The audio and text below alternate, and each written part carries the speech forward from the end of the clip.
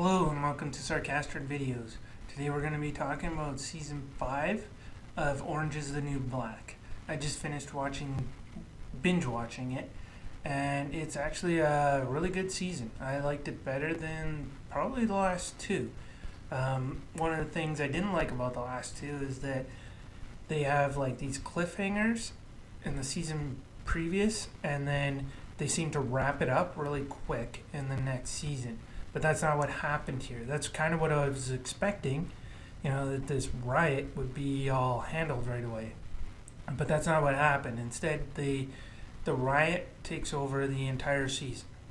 And it's more, I'm not sure if you would call it a riot when it's just taking over the prison and holding it hostage while the governments negotiate. So you have the governor involved, you have the company that does the privatization for the prisons involved, and there's a lot of press involved too. So the whole season covers a lot. There's a lot to it, and it starts out with hostages being taken, and that's the guards that you've seen from last season that belong to this privatization company, except for the one guard who was the one that, if you've seen the last season. If you haven't, there's spoilers, but if you have seen the last season, it's the guard that killed Posey, and by accident, but still, it was he wasn't trained, and he was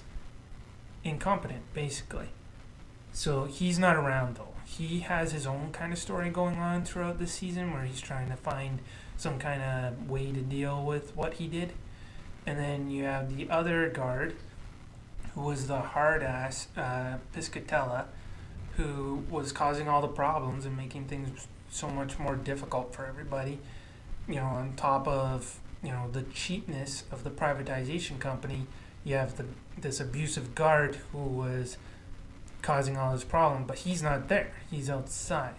So it's just the other guards that have to deal with it. So this whole thing is, the prisoners coming to terms with, they still have their own little factions where some people are trying to negotiate, some people are trying to just completely stay out of this, some people are hiding, and you see, like, as they usually do, where they show how people might have gotten in here to this point where they're in prison, showing their backstories, which was good.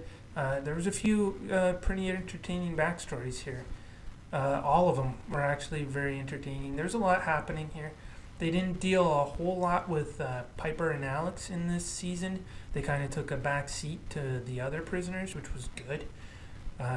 They do talk a lot about Big Boo is in a lot.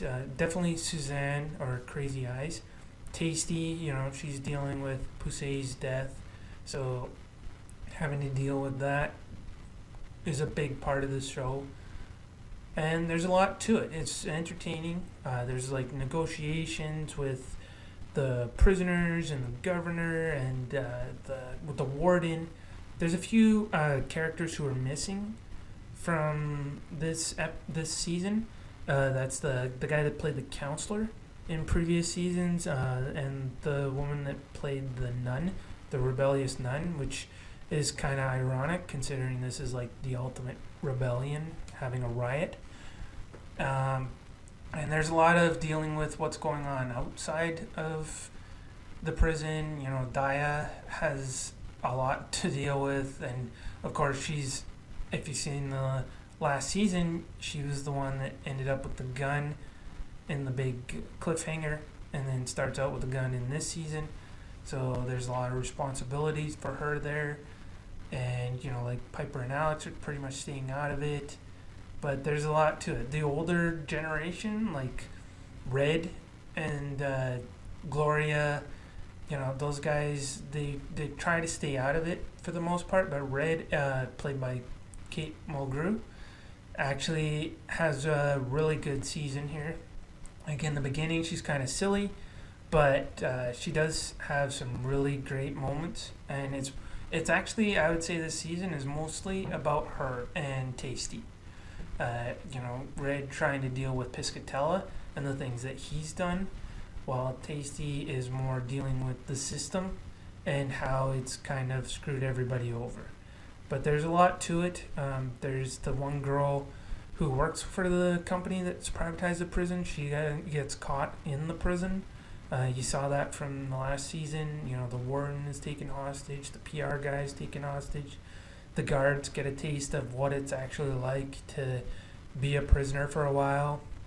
The girl from the company gets a taste of actual like prison food, prison life, and sees how her cutting corners affects other people. So that was good. It was a good season, very entertaining, a lot going on, and there was some great acting all around.